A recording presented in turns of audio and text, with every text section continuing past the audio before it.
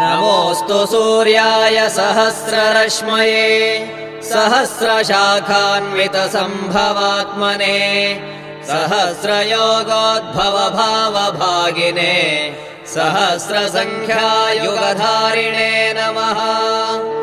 यन्मण्डलम् दीप्तिकरम् विशालम् रत्नप्रभम् तीव्रमनादिरूपम् दारिद्र्यदुःखक्षयकारणम् च पुनातु माम् तत्सवितुर्वरेण्यम्।